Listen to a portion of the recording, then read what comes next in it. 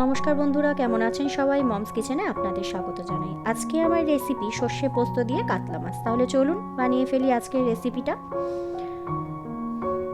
উপকরণগুলো: সর্ষে, পোস্ত, কাঁচা লঙ্কা, রসুন ও পেঁয়াজ সবগুলো আমি একত্রিতভাবে বেটে নিয়েছি। এবারে মাছগুলো ভালো করে ধুয়ে জল ঝরিয়ে নিয়ে নুন আর হলুদ দিয়ে ভালো করে মাখিয়ে নেব।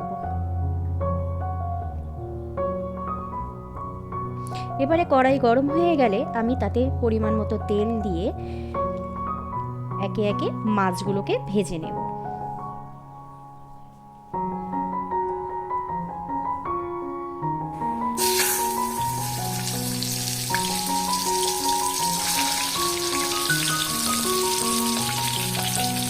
মাছগুলো এক পিঠ ভাজা হয়ে গেছে, অপর পিঠ উল্টে একটু লাল করে ভেজে নেব। মাছগুলো আমার ভাজা হয়ে গেছে।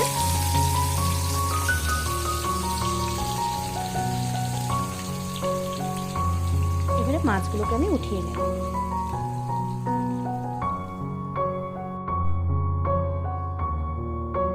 মাছগুলো আমি অন্য পাত্রে উঠিয়ে নিলাম।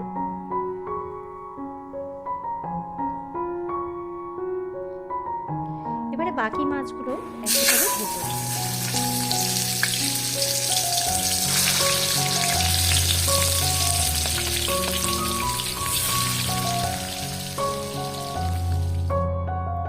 সমস্ত মাছগুলো ভেজে উঠিয়ে নিয়েছি। এবার কড়াইয়ের ওই তেলের মধ্যেই, মাছ ভাজার তেলটার মধ্যেই সর্ষে পোস্ত বাটাগুলো দিয়ে দিলাম।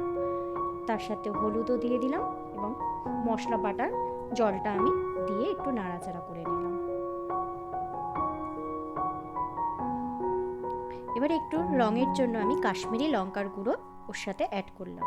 পরিমাণ মতো নুন দিলাম। নুন দিয়ে একটু নাড়াচাড়া করে আমি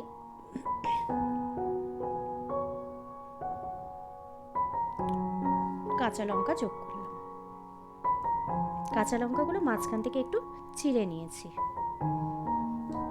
ভালো করে নাড়াচাড়া করে নেব। দেখুন কি সুন্দর রংটা এসেছে এবং তেলও ছেড়ে গেছে।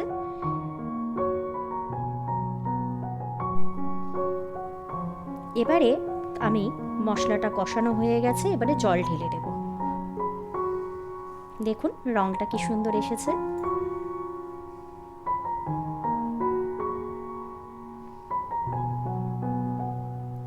এবারে কিছুক্ষণ আমি ঝোলটাকে ফুটতে দেব।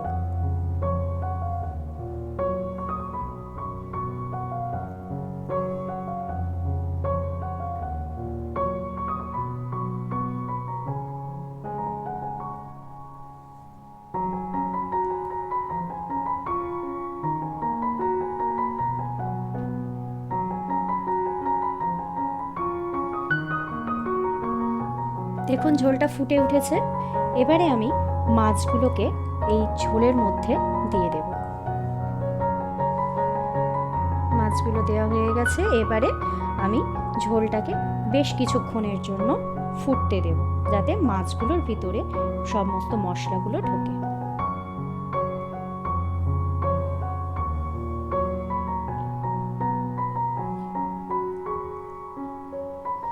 মাছটা ফুটে উঠেছে। মাছটাকে আবার অপর সাইডটা আমি উল্টো করে দিলাম, মাছগুলোকে উল্টিয়ে পাল্টিয়ে দিলাম যাতে সমস্ত দিক থেকে মাছটা ভালো করে ফোটে। এবারে কুচনো ধনেপাতা আমি মাছের মধ্যে অ্যাড করলাম। ধনেপাতা দিয়ে একটু ফুটিয়ে আমি নামিয়ে নেব।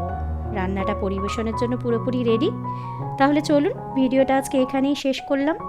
আর রান্নাটা কেমন লাগলো দয়া করে কমেন্ট করে জানাবেন। ভালো লাগলে আমার ভিডিওটাকে একটা লাইক করে দেবেন, চ্যানেলটাকে সাবস্ক্রাইব করে দেবেন। সবাই ভালো থাকবেন, সুস্থ থাকবেন। দেখা হবে পরের একটা রান্নার ভিডিওতে।